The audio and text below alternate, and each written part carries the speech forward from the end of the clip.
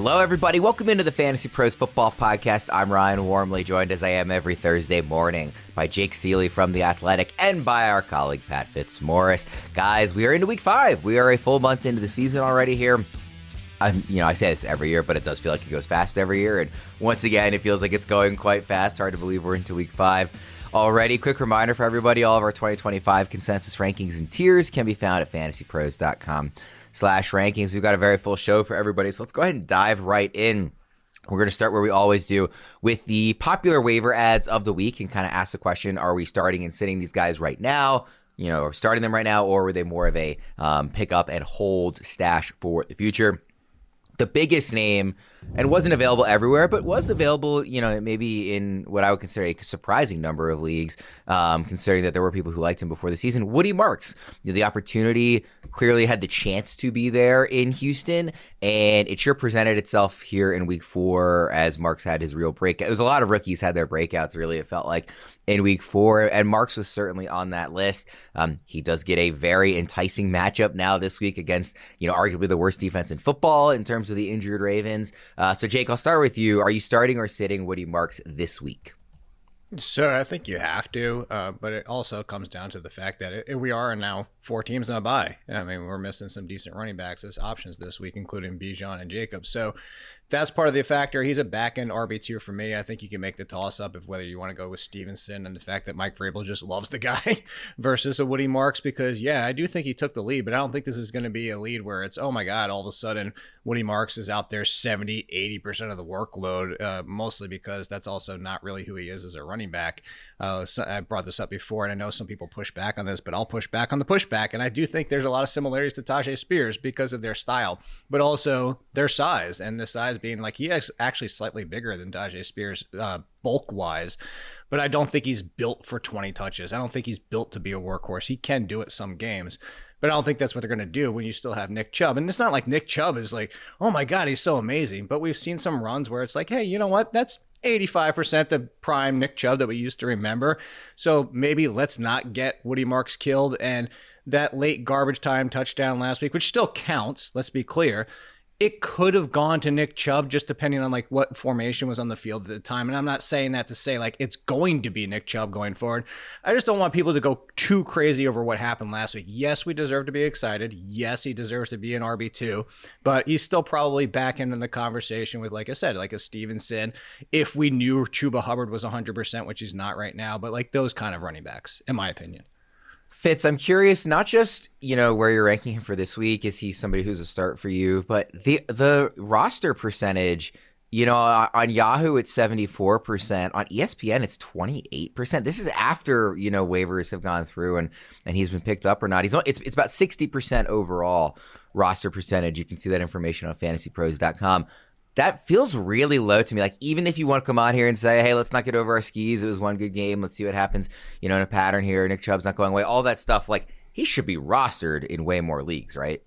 Oh, absolutely. He could be the number 1 back for Houston right now, although I kind of agree with Jake's very measured, rational take on Woody Marks that it is going to be some Nick Chubb too. And for all we know, like, there's a non-zero chance that there was just maybe something we don't know, like Nick Chubb had the flu or something last week and they were trying to intentionally limit his snaps. And maybe it goes back to being a 65-35, 60-40 in Chubb's favor, which would be really dismaying to all the people who went out and had big fab spends on Woody Marks. I don't think that's the case, though. And, I also think there's a non-zero chance that Woody Marks just leaves Nick Chubb in the dust. But the one thing that's concerning is like the terrible Houston offensive line. That's going to be a problem no matter what, no matter who it is. And Woody Marks can at least offset some of that with his pass catching ability. But, that is a headwind for whoever the Houston running back is going to be, and that's going to be hard to shake because this offensive line is terrible. Like, we were talking about this on the ranking show the other day. I don't know if I have seen a Houston offensive lineman get to the second level and block a linebacker or safety on a running play all year. And I've watched like way too much of the Texans offense for anyone's well-being. Like, it's just so gross to watch. Like, that's a problem. So it's great that Woody Marks gets the dual run catch usage, but anyone expecting him to come in and be LaDainian Tomlinson, I think, is going to be in for a big disappointment. Sorry, Fitz, did you say, where do you have him ranked for this week? Running back 25. So I do think, to answer the original question, you probably are starting him in a 4-team bye week with some of the injury problems we're seeing. That's actually a couple spots below consensus, surprisingly. He is inside the top 24. He's at running back 22 in the half PPR consensus rankings. I do think that part of that is, hey, we saw this cool breakout. Rookies are fun. We want to be excited. And the other part of that is, like I said, the defensive matchup. Again, like with the injuries, there aren't many defenses you'd rather be going against right now than the Ravens. And it's not a team that can rush the passer. So the offensive line, who knows how much that'll even bother them with the state of the Ravens defensive line. So I totally get why everybody is very, very excited about Marks in general, but also specifically for this week. I want to ask about one of the Giants receivers. Technically, I could have asked about Wan'Dale Robinson. He was also on these waiver lists, but less rostered was Darius Slayton. So I wanted to ask about him, where maybe it's a little bit tougher of a conversation. Who knows? Maybe you guys don't see it that way. Fitz, I'll start with you on this one. Darius Slayton, are you starting or sitting him in the first week here without Malik Neighbors? He is really borderline. He's wide receiver 39, so I think it's kind of textural how many teams in the league, whether you start 2 or 3 wide receivers. I think in leagues where you have to start 3 receivers, he's probably playing, and in 2 receivers, probably not. I kind of suspect that Wan'Dale Robinson is going to be the more heavily targeted Giants receiver. My concern is that the Giants are probably going to be run heavy with Jackson Dart at quarterback, a lot of Cam Scatterbo, a lot of designed runs and scrambles by Dart. And the Saints might not be able to push the Giants into a negative game script where they have to throw. I think the spread on that one is really tight. I think the Saints might even be favored in that game, believe it or not. So, it's just, and plus Slayton, he has a longer average depth of target. I know Wan'Dale's been running more vertical routes, but like Slayton tends to be more of a vertical threat, and that's kind of a hit or miss profile. What do you think, Jake? I'm with Fitz on this one. I have him as a fringe wide receiver 3 or 4. I'm kind of right in that range. And if it wasn't for what we go back to the 4 teams in a bye, would rank lower, mostly because the added part of this is Jackson Dart is essentially, passing more like Justin Fields, where like, is he going to throw for more than 200 yards? Because he's going to keep running.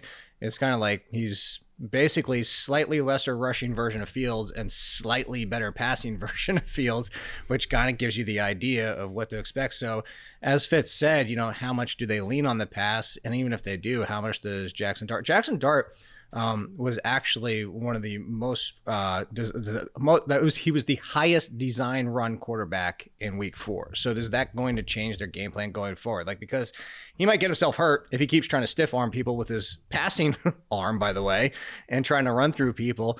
So do they try to force him to pass more, or as Fitz said, do they even need to go down that route because it's the Saints? So I would lean Wan'Dale first, and the interesting thing was that when Malik Neighbors left the field, it was actually mostly Wan'Dale and Theo Johnson, not even Darius Slayton, so that's part of the equation as well.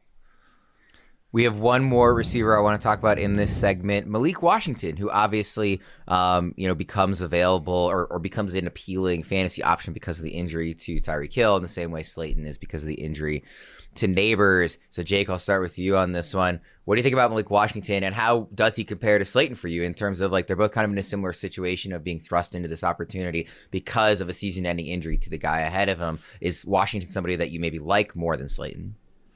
So I like Washington's ceiling more than Slayton, mostly because even going forward, if you were looking on that roster already for who replaces Tyreek Hill stylistically, it's Malik Washington. Waddle got hurt.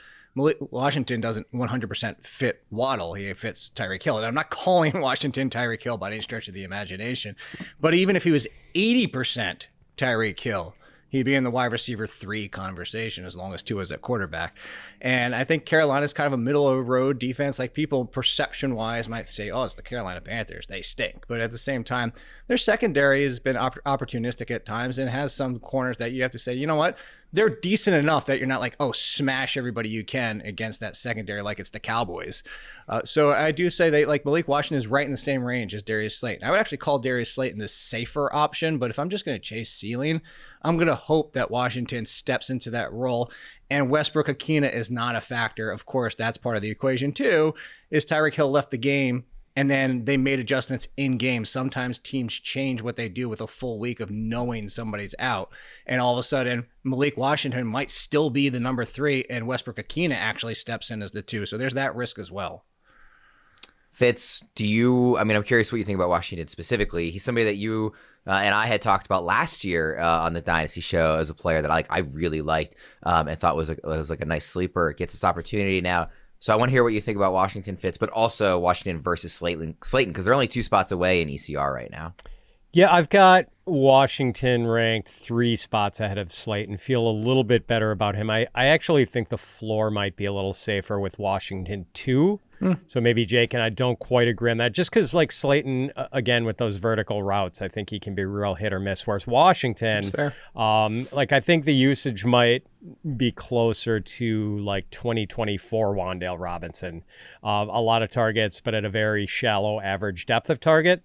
So maybe Malik Washington is more valuable in full point PPR leagues than he is in standard leagues. And by the way, Malik Washington has 8 carries for 60 yards this season. Like he brings a little bit of rushing value to the table also. But yeah, you would have to imagine he's going to be prominently involved with Tyreek Hill out. And maybe Jake is right about we don't know. It could be that Nick Westbrook-Ikhine is actually more involved here, but based on what we've seen so far, I think Washington has outsnapped Westbrook-Ikhine like 124-78 so far this season. So, and man, like Malik Washington had 110 catches for 1,426 yards in his final college season at Virginia. Like this dude is a baller. So I think he's really playable. I wanted to clarify for everybody out there because I agree the fantasy floor, I'm with you, is safer for Washington.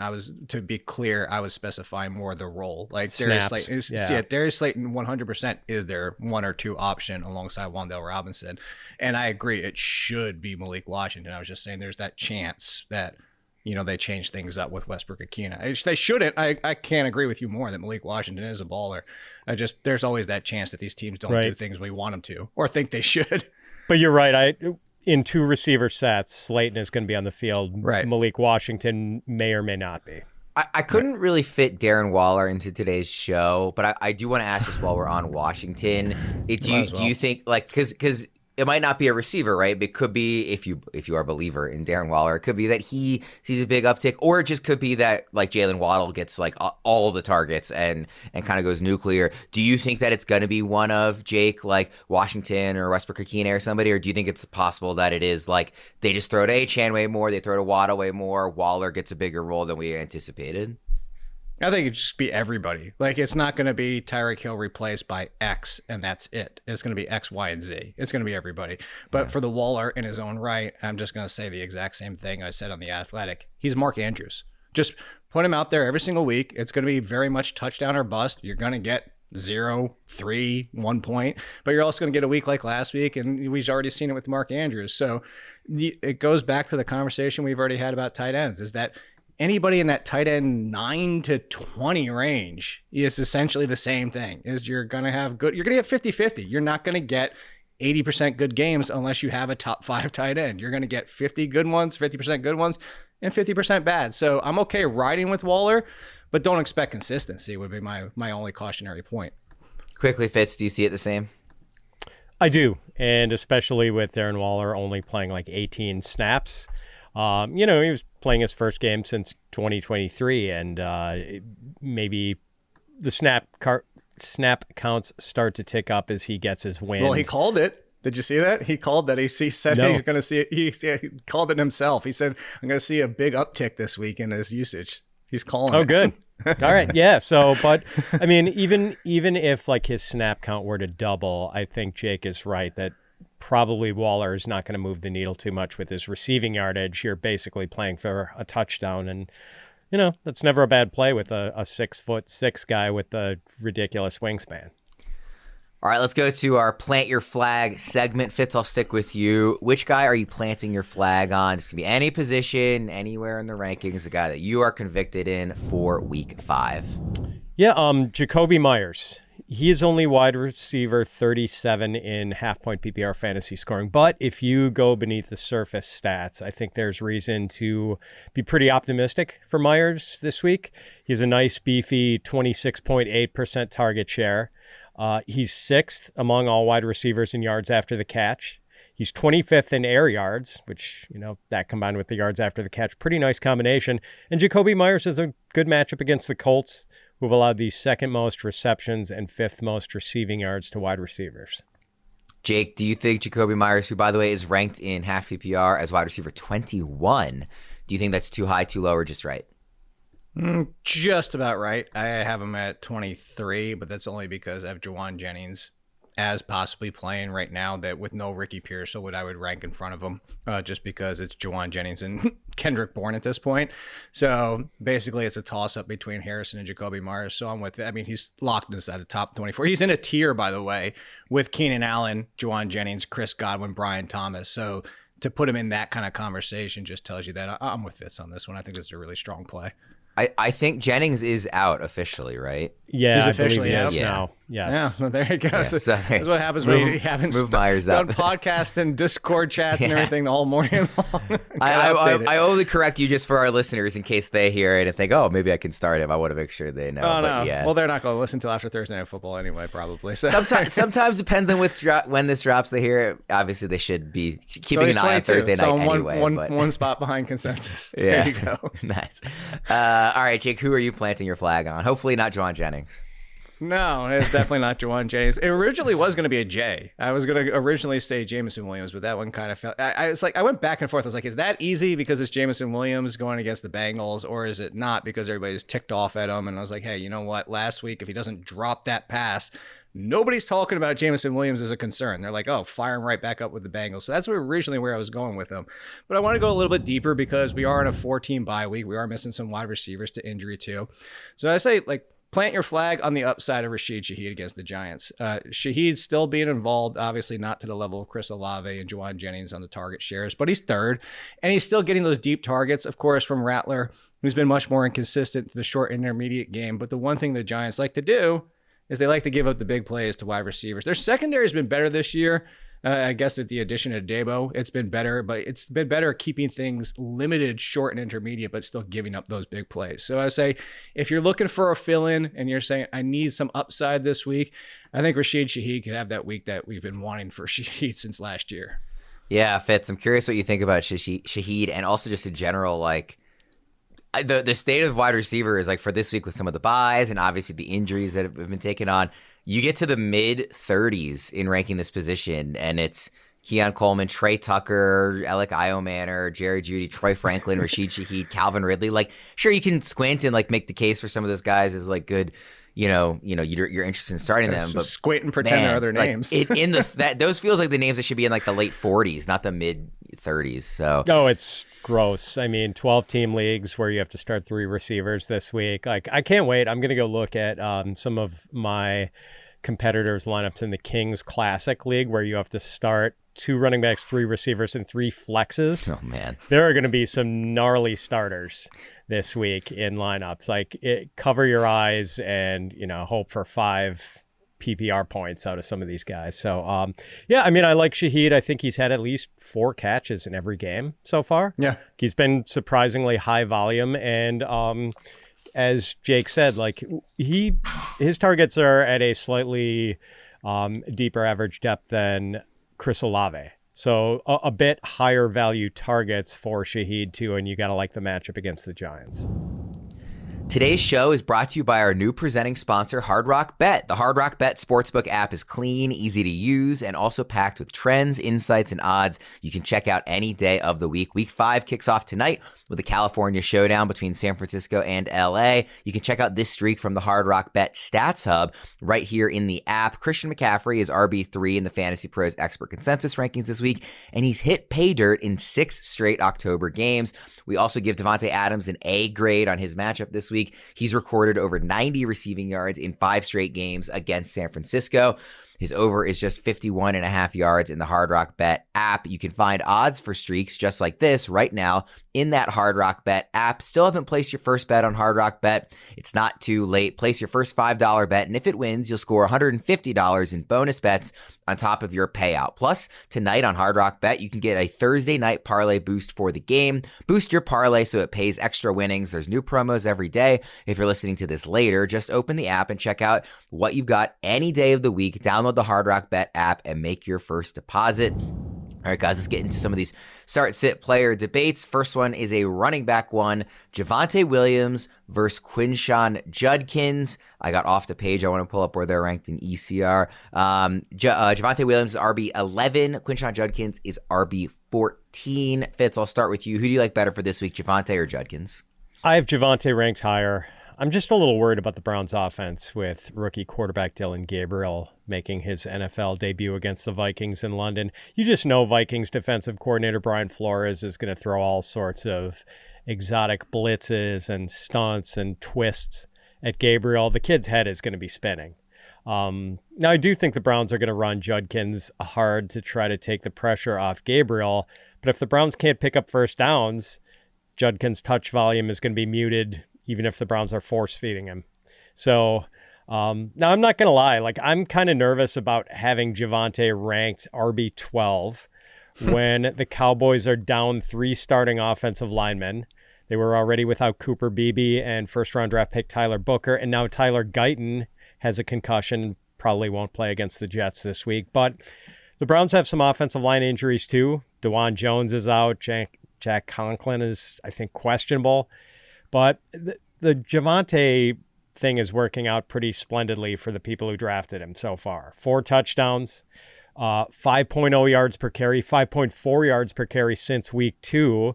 And as kind of an unexpected bonus, Javonte has been pretty heavily involved as a pass catcher. He has 16 receptions already. The only running backs, in fact, with more receptions than Javonte Williams right now, Christian McCaffrey, Jahmyr Gibbs, Devon Achane, Bucky Irving, and Bijan Robinson. Wow. So Javonte is right up there with the best dual-purpose running backs in the league.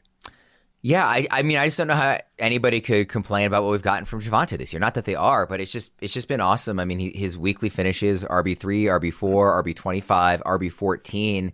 There's floor and ceiling there. You know, he's averaging a touchdown a game. I'll be surprised.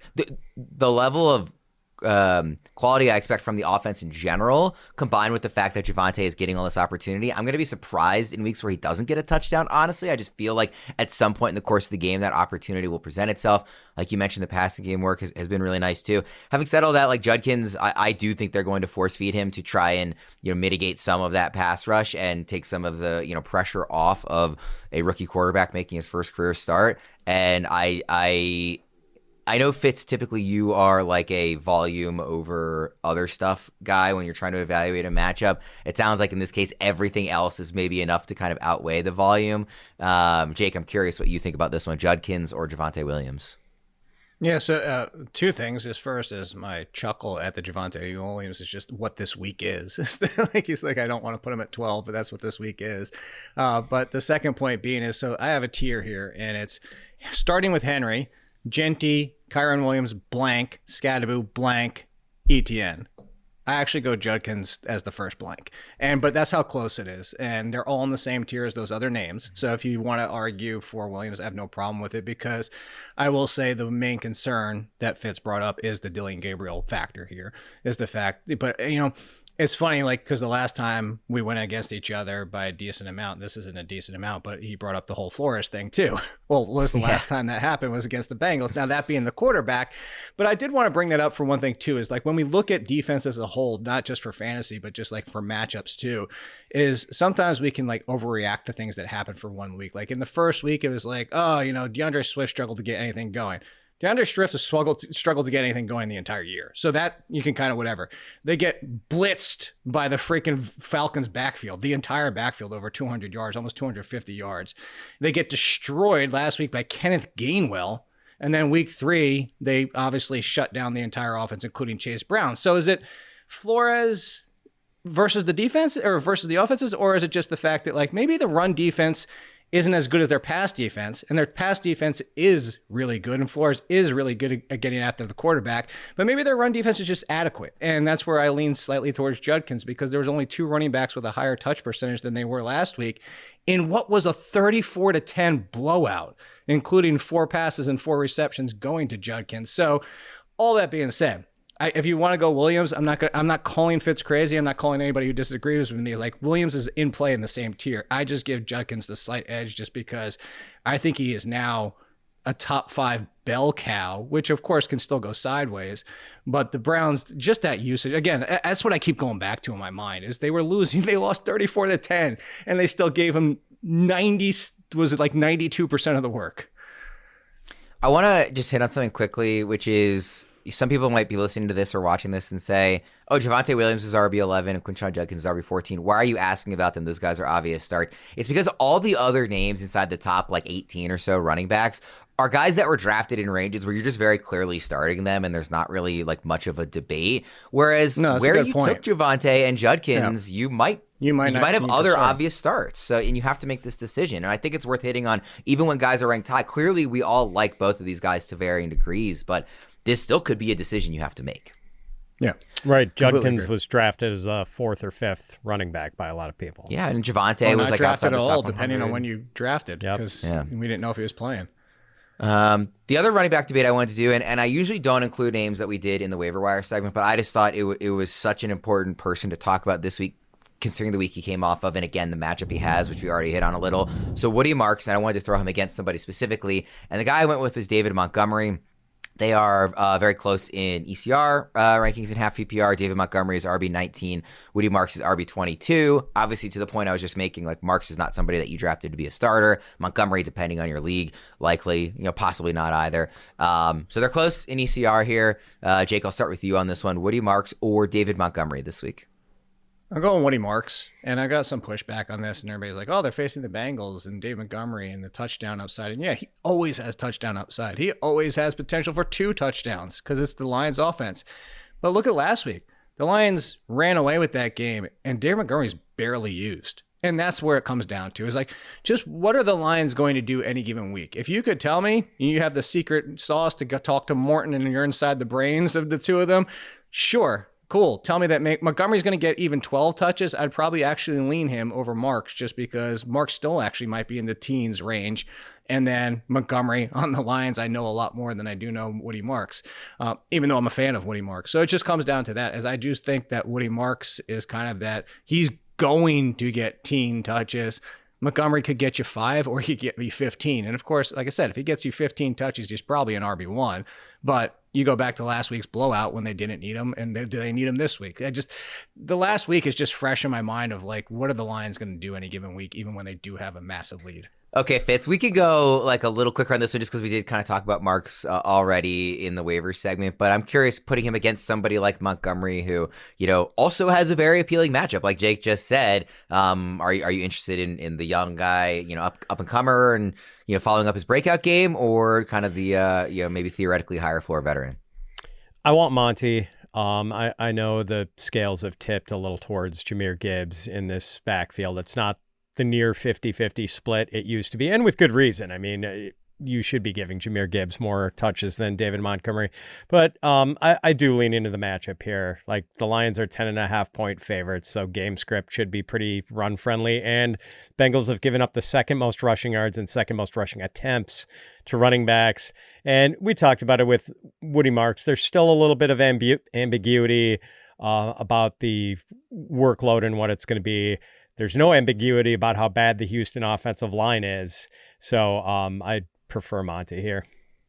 All right, let's go to some wide receiver debates now. How about Xavier Worthy coming off of a very impressive, first full game of the season? Obviously, he played a couple of snaps in week 1, but first full game here.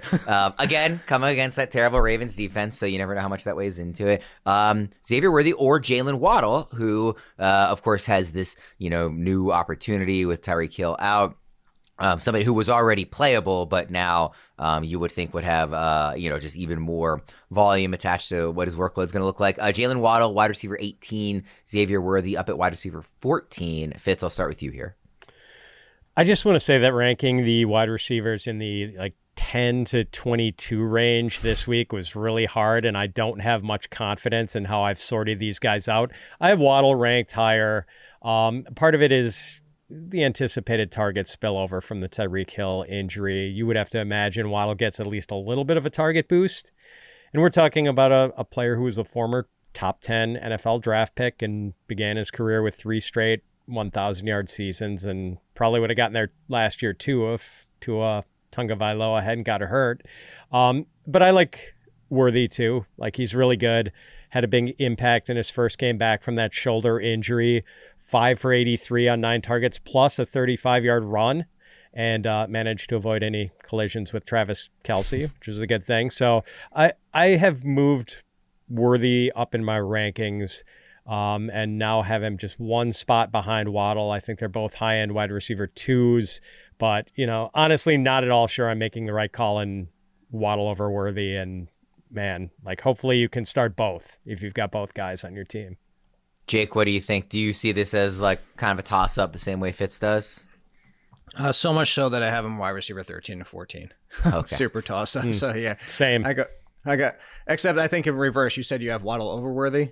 Correct. So I have Worthy over Waddle. But apparently, like, we're both high on Waddle, because I got a few questions saying, why so high on Waddle this week? And it really comes down to the volume. And I know that, like, Carolina, I just mentioned earlier, has been a little bit concerning in their pass defense, but it's middle of the road, which is... That's why it's surprising, is because they're not just terrible. And that's the thing, is the perception about the Panthers is they're terrible across the board.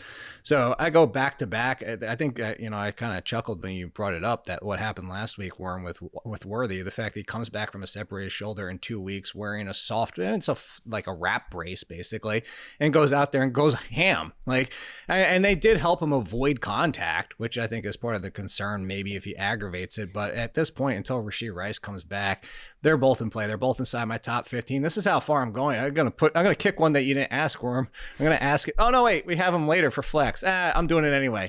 Fitz, I have them both one spot. It's 1-1-1, and Jamar Chase is at 15. I'm starting both over Jamar Chase. Wow. Yeah, I mean, you doing it? Who can argue with it? No, I've got Chase a little high. That's what I was going to say. But that's as far as I could go with Chase. I can't push him below 15. I stopped. One spot in front of A.J. Brown is basically in the same boat as him at this point. We're talking about both later, by the way. Hint. Yeah. We usually don't talk about the big names in that flex, starts at decision range, but because of what's been going on with guys like Chase and Brown, I did include them this week. So that's a fun tease for when we get to that segment. With Worthy and Waddle, 2 names that are ranked in between those 2 guys in ECR, because I told you they're 4 spots apart. 2 of the names between them are Michael Pittman Jr. and Zay Flowers. Would you guys start both of them over both Zay and Pittman, or would either of you, start one of those 2 ahead of either of those 2? I have both of them behind both of them. So same. I've got Waddle and Worthy ahead of the other 2, Flowers and Pittman. Same. Okay. I think that's the correct thing to have, but I wanted to ask, since they're all kind of jumbled together. But they are in that wide. Go ahead. Oh, I was going to say, sorry, thank you for the go ahead. The Zay Flowers one, he's now knew what old Carolina DJ Moore was. Just rank him 20, and that's going to be wrong. He's going to be either higher or lower, but just rank him around 20, because it's either going to be wide receiver 5 or wide receiver 45. I think it's going to to be like wide receiver 85 this week if Lamar's not playing. So he's Jamar Chase from last week. Yeah, exactly. Another wide receiver debate here. How about Quentin Johnston or Courtland Sutton? These are also 2 guys that are in the same range in ECR that you were just talking about, Fitz, as like kind of a jumbled, like difficult area to work through. I'll let Jake go first on this one, actually. Courtland Sutton or Quentin Johnston, who do you like better? I can't believe this, and this is part to do with the week 4, but it's not that much to do with week 4. Quentin Johnston's inside my top 10 at this point. Like, I've been pushing him up weekly. He's their number 1. He is who they expected to draft in the first round. It just took him to year 3. Kudos to the person who put it out. I wish I would have thought of it first, but this is the essentially Happy learned how to putt. Quentin Johnston learned how to catch. He's still not a full route runner, but he doesn't need... A.J. Brown's not a full route runner. Like, they don't always need to be for what they are. He's the de facto number 1, and it's all areas of the field, including the end zone and the red zone. I like Courtland Sutton a lot, too. I think Courtland Sutton had a lot of disrespect for this season going into it. Like, I can't do it again, or, it's whatever. And he's doing it again. He's been a wide receiver 1. So when it comes down to it, what's the slight edge I'm going to go with? Well, I'm going to go with quarterback situation, I go Herbert over Nix this year, especially. And I also go who has the higher potential for a shootout. And I know that the Eagles can put up points, but they also went into halftime last week and said everybody can go home. That's my only explanation for happening in the second half when they didn't even score anything. But going against the Eagles, tougher matchup, and Quentin Johnston gets the Washington Commanders, who also has Jaden Daniels back, so a potential shootout there is why I'm going to give Quentin Johnston the slight edge. But I have them both as wide receiver ones this week, which is just... it feels bad. I have Quentin Johnston like almost 10, not quite, 7 spots in front of Jamar Chase. Like, what the hell is 2025 happening? Fitz, what do you think? Do you also, I'm curious head to head, but do you also have those guys both ahead of Worthy and Waddle the way Jake does? Or do you have it more jumbled up between the group of them? I think I've got Sutton ahead and Quentin Johnston below those guys. Okay. But this is another case where, that start group of 13 or 14 receivers that are hard to sort out in low-end wide receiver 1 and wide receiver 2 range. Like, Sutton has given us at least 60 yards and a touchdown in 3 out of his 4 games this year. So he has showed up, except for like 1 disappearance, 3 pretty strong games. I can't make a case against Quentin Johnston anymore. The dude's been awesome. And yeah, to Jake's point, like if you would have told us a month ago, like, here, look at your week 5 rankings and see that Quentin Johnston is ranked ahead of Jamar Chase, you'd be like, what? So yeah, I mean, QJ is wide receiver 4.5 point PPR scoring, 3rd in receiving yardage, tied for 3rd in touchdowns, tied for 3rd in receptions of 20 yards or longer, 2nd in air yards.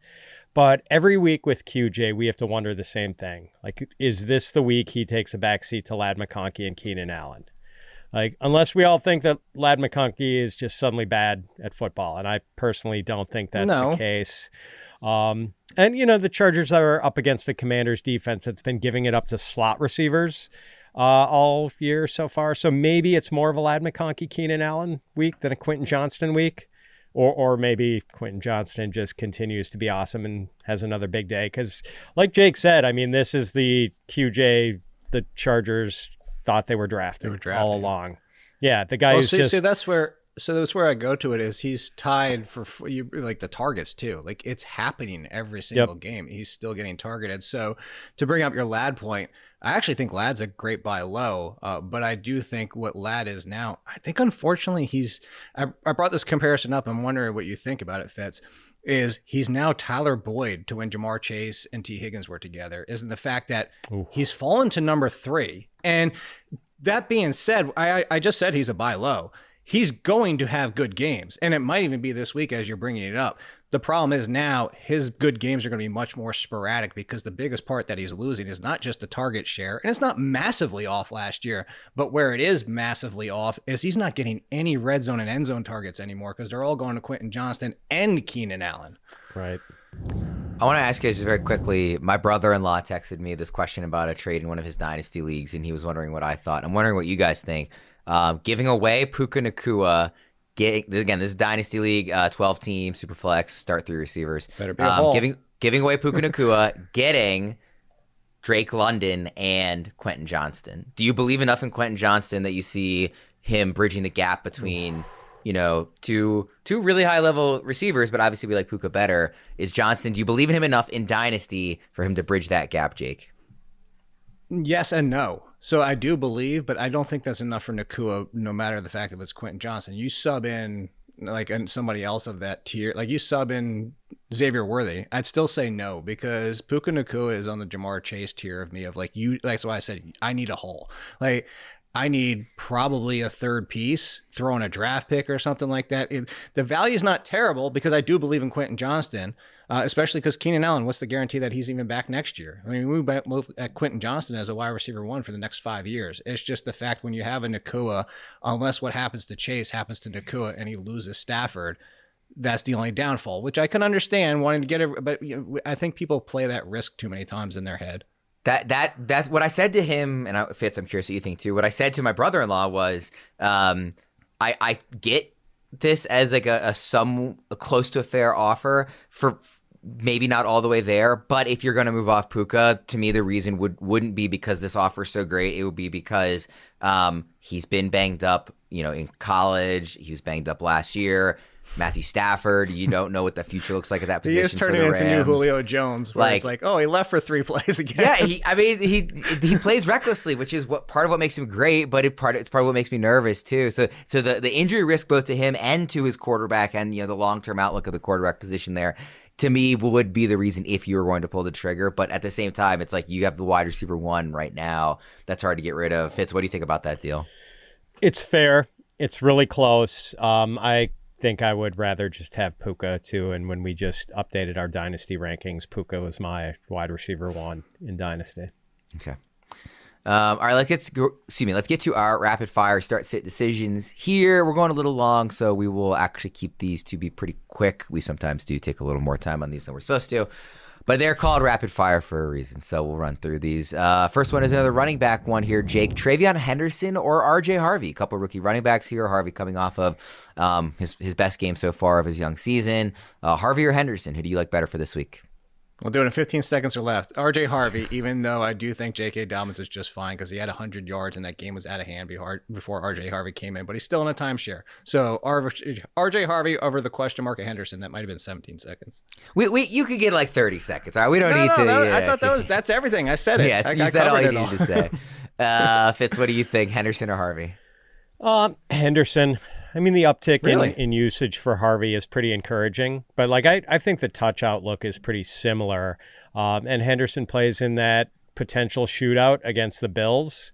I think the Vegas total is 48.5 in that one. And the Buffalo run defense has been pretty terrible so far. That is true. The Bills are 30th in DVOA against the run, and they're giving up 5.4 yards per carry to running backs. Let's go to a wide receiver one here. T. Higgins or Jordan Addison? Fitz, I'll start with you on this one. I'll go with Addison. Came back from suspension last week, immediately played 96% of the Vikings' offensive snaps. I really wasn't expecting that. Got 8 targets, 4 catches for 114 yards. Although the big 81-yard catch late was kind of the difference between a good fantasy day and a bad one. I am terrified by what the Bengals passing game has looked like in Jake Browning's 2 starts. And whereas, T. Higgins could pop off for a big play or two. I think the floor is a little sturdier with Addison. Is there a path, do you think, Fitz, to Addison having a good day without a big kind of game-breaking play like he had to kind of save his fantasy day last week? I mean, particularly against this defense that we know is among the best in the NFL. Yeah, 3 or 4 in the 15 to 25-yard range, and it's a pretty good fantasy day. And you think that's kind of on the table for Addison in this offense right now? Okay. I do. Jake, what do you think, Addison or Higgins? I have Addison 1 spot in front of Higgins, mostly because, as I said, I agree with Fitz. I'm worried about Jake Browning, and that was coming for somebody who's like, hey, Jake Browning could do 2023 again. Well, apparently they had somewhat of not apparently, we know that. They had some semblance of an offensive line helping in 2023. Right. They have all 3 of us trying to block for them this year. It's miserable.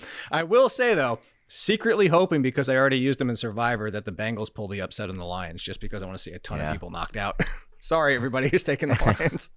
I didn't realize when I was putting this together that I have back-to-back Bengal versus Viking questions. I see That was not intentional, but the first flex question I have is Jordan Mason of the Vikings against Jamar Chase of the Bengals. You alluded to this earlier, Jake, when you were talking about Chase. Not somebody I ever expected to include on this show and have to ask about, are we starting him or not? But clearly we have gotten to that point. He's wide receiver 10, in ECR, by the way, which, is far lower than anybody would have expected for a healthy Jamar Chase. But, his finishes this season, wide receiver 77, wide receiver 3, wide receiver 43, and wide receiver 60, obviously does not have Joe Burrow. So, Jake, Jamar Chase or Jordan Mason? So this goes back to my defense thing, too. It's talking about the fact that the defense for the Browns bottled up Chase Brown, who's looked miserable this year. They bottled up Derrick Henry in a game where just everything went sideways. But, then Jacobs had 70, 80 yards, and Gibbs just went off against them. Off-ish. So I say, it's worrisome. It's not a death knell. So I'm going to give Mason a slight edge for the volume here. Although I will say, if we are talking, this is one of those situations where examine your team and your matchup. Do you need the ceiling? The ceiling is still Jamar Chase. It's just that I know the guaranteed production is with Mason. Fitz? He's still Jamar freaking Chase, man. I got to go Chase here. Like, if Mason had an easier matchup, I'd say Mason, but like the Browns are giving up 2.9 yards per carry to running backs, and Mason doesn't really have pass catching as a bailout for him if he has a tough day on the ground. Like, he's just not a very consequential pass catcher. So I got to go with Jamar Chase here. Fitz is going to be 1-10 in week 11 and just screaming, "It's Jamar Chase, though. I have to keep playing him," as he just drags your season. Well, luckily, man, I did not luck out and get the 101 in many drafts this year, so I kind of dodged a bullet there. The problem is they're freaking turning him into Wan'Dale Robinson. Everything's 5 yards downfield, just trying to get him the ball. Yeah, which I get it. I mean, if you can't get him the ball further down the field, at least just get the ball in his hands. But it's brutal to watch. All right, actually, I have another Bengal in this one. It's not a Bengal versus a Viking. Watch. Yeah, it's brutal to watch versus a Bengal here. Actually, they're both brutal to watch. AJ Brown or Chase Brown. Fitz, who would you rather start this week? A couple of disappointing players who I had really high hopes for both of them this year. Enough with the Bengals for him. Good gracious, that actually was not on purpose. Like, it just kept working out that way. Please, no Mike Gesicki questions at tight end. And yet, I'm going to pick the Bengal here. Yeah, I'm picking the Bengal, Chase Brown. Like, obviously, his numbers have been ugly. He's tied for RB2 32 in half-point PPR fantasy scoring, but Chase Brown is averaging 17 touches a game. I think that at least gives Brown a safer floor than A.J. Brown, who hasn't really been producing and has to go up against Patrick Surtain Jr. So Chase Brown here. Jake? Rough call. We differ on this one, too. I'm actually going to A.J. Brown here, mostly because it's somewhat like for their style, it's a favorable matchup. It's not favorable being Surtain and that defense, but they run the third most man. The A.J. Brown and Devontae Smith have proven over their careers that they do much better against man covers than they do zone. And actually, to this year, it's only 4 weeks, but they both have positive EPAs up close to 2, where they're both negative against zone so far. So a testament to how this offense has changed with the loss of Kellen Moore as well to boot. So it's a recipe where A.J. Brown should be able to get right, and that's why I'm going to lean this, only just because Chase Brown's been so beyond miserable. All right, Andre Yoshivas, or no, I'm just kidding. Stefon Diggs or Tony Pollard. Jake, who do you like here? If Tajay Spears is back, it's Stefon Diggs. Like, Tony Pollard wasn't even an RB2 through 4 weeks with all the volume. He was outside of RB2 in points per game, actually high-end RB3, but still there, to the argument what we had for him last year. So if Tajay Spears is back, forget about it. But if he's not, Tony Pollard's walking into 20-plus touches again, so I would go Tony Pollard slightly over Diggs. But assuming Spears is back, I'll go with Diggs. Fitz, what do you think? We haven't really talked about Diggs much on the show since the season started. He's coming off of his best game of the season. He doesn't have a touchdown yet this year, but he had 6 catches for 101 yards in week 4. Him going up against Buffalo this week looks a little bit different, but Diggs or Pollard? So I'm going with Pollard. Like, he's kind of like Chase Brown, substantial workload in a trash offense. 18.5 touches a game for Tony Pollard. He's 7th in rushing attempts this season. So even if Spears comes back, and I get what Jake is saying, but I think there's probably going to be 1 week where Spears maybe gets 12 snaps, and then from week 6 on, or whatever Spears' second game is, then I'm probably going to have to devalue Pollard in my rankings. But Diggs looked really good last week, 6 catches for 101 yards, and the Patriots are kind of starting to ramp up his usage a little bit. They've been managing his snaps pretty carefully coming off the torn ACL. Season high snap share of 63% last week, so that's an encouraging trend. And hey, there's the revenge game narrative against the Bills. And I kind of like this thing where Diggs is like, so in 2020 he came in when Josh Allen, beginning of the 2020 season, at that point, people still thought Josh Allen was bad.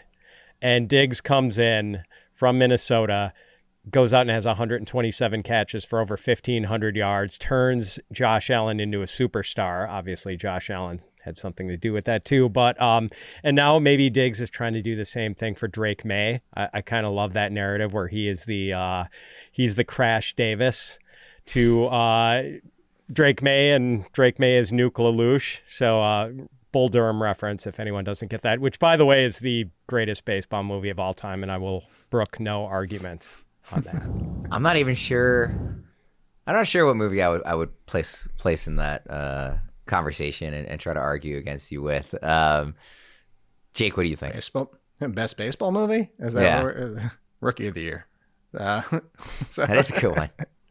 I love baseball, and I love movies. I don't tend to watch a lot of baseball movies, weirdly enough. No. So I don't. Rookie of the Year and Sandlot, and then I would go Major League. Yeah, there's a lot of baseball is the best sport for making movies about it, in my opinion, compared to other sports. Why does it work so much? I was trying to think. There's a handful of good football ones. Yeah. I mean, there are of course good other ones, but yeah, baseball I think lends itself well. To be fair, I've also never seen Bull Durham the whole way through. I'm slightly younger than you, Fitz, and just never kind of. So hey, I'll put that on my bucket list. We'll come back for a review next year. I'll see if it bumps up to my number one. Another flex here: Amari DiMercato or Jerry Jeudy. I forget whose turn it is to go first. So Fitz, let's say you.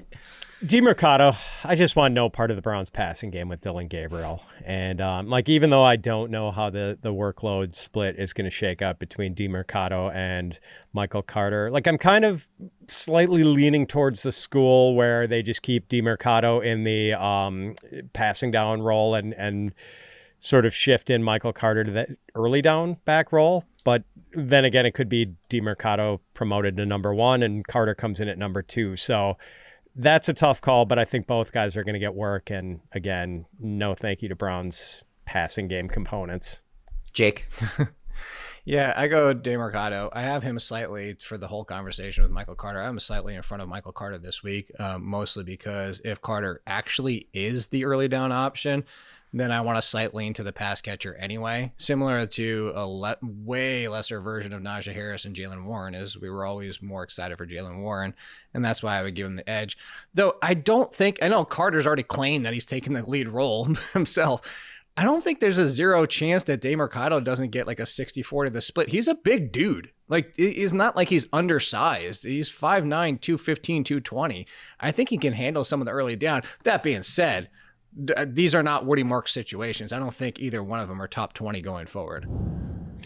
Quarterback decision here: Bo Nix or C.J. Stroud, who has been quite bad. But again, I keep mentioning, I want to pick on this Ravens defense as much as I possibly can in fantasy decisions. And if there's going to be a game where Stroud looks good, it'll be this matchup. So Stroud or Bo Nix, coming off of a good game himself, Jake. Bo Nix. One of them runs, the other one doesn't. One of them has an offensive line, the other one doesn't. I'm going to take the one that can run and has an offensive line over the one that can't every single time, despite the fact that C.J. Stroud just looked good. But C.J. Stroud last week is a perfect testament to the NFL, which is what Daniel Jones is doing this year. Good quarterbacks, and I would actually take C.J. Stroud the passer over Daniel Jones the passer. But good quarterbacks can become great behind good offensive lines. We're seeing how bad it can be for bad quarterbacks behind bad offensive lines. And I only use Daniel Jones as the example, going from the Giants to the Colts, who have one of the best offensive lines in the league, and that's part of the reason Daniel Jones is able to be Daniel Jones. So I bring all of to say is yes, your Ravens have major questions on defense, especially with the injuries. I still don't trust that Texans offensive line as far as I can throw them, which is not far because they're 350 pounds and I can't toss a single one of them. Fitz, what do you think? Well said by Jake there. Worm, I know you want to use this as an opportunity to vent about how terrible the Ravens defense is, but I'm not going to give you the satisfaction because I think the Texans offensive line can out-terrible the Ravens defense. So, Bo Nix. I don't know about that. I mean, with no Madubuike, if Travis Jones is out again, I think the Texas offensive line might win the battle in the trenches this week. That's how bad the Ravens defense, and let alone they have nobody in the secondary who can cover Nico Collins now. So I am extraordinarily pessimistic about this one from the Ravens. But you could say I'm extraordinarily optimistic about it from the C.J. Stroud standpoint. All right, I got a tight end one here for you. Dallas Goedert or Juwan Johnson, Fitz? I know the target volume favors Juwan Johnson, but even so, it's not like Juwan Johnson is moving the needle that much with his yardage totals. It's 76 yards in week one. Okay, nice. Since then, 49 yards, 51 yards, 28 yards. Who gives you the better odds of really moving the needle with a touchdown? The guy on the Eagles or the guy on the Saints? Well, the guy on the Eagles has 3 touchdowns in 3 games. The guy on the Saints has 1 touchdown in 4 games. So, yeah, Goddard. Jake? This is going to come down to whether I'm correct about the A.J. Brown versus Chase Brown one. Because if it's an A.J. Brown type of Devontae Smith and they take advantage of the matchup, then Goddard kind of usually gets left by the wayside. So I have Juwan Johnson slightly in front of Goddard, despite the fact I completely agree with Fitz. If it's ceiling, I'm going to go with Goddard every single time. It's just, we were talking pure rankings. I have Johnson slightly in front because he gets the Giants too. Say goodbye to start-sit dilemmas with Fantasy Pros Start-Sit Assistant. Within seconds, you'll know exactly who to play for optimal results each and every week. Leveraging insights from numerous experts, the Start-Sit Assistant aligns your lineup decisions with the top minds in fantasy football, giving you a competitive edge. Maximize your lineup's potential with just a few clicks. Head to fantasypros.com/myplaybook or download the Fantasy Pros app and make winning decisions in no time. We are about to get to our touchdown calls contest for the week, but first, join our free touchdown calls contest in the Fantasy Pros Discord. Each week, pick 4 players you think will score with a bonus flex worth double. Weekly winners get a $25 Fantasy Pros gift card, and the season champ takes home a signed Bijan Robinson jersey. Play now by going to fantasypros.com/chat and heading to the touchdown calls channel. I am on running back. Jake is on receiver. Fitz's turn on the tight end merry-go-round here.